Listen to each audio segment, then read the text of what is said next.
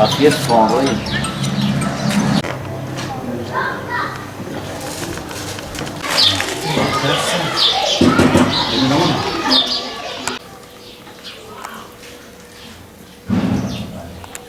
Hola, Masu.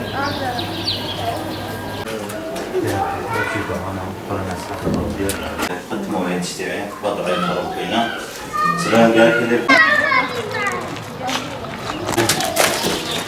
مش تكبدي يا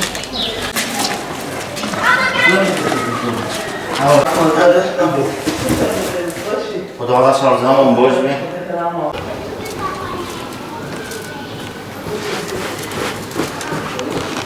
Bugün itibariyle Ramazan ayı faaliyetlerimize başladık.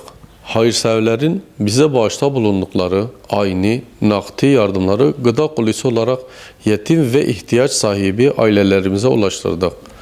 Ramazan ayı içerisinde her gün farklı bir mahallede yardımlarımız devam edecektir.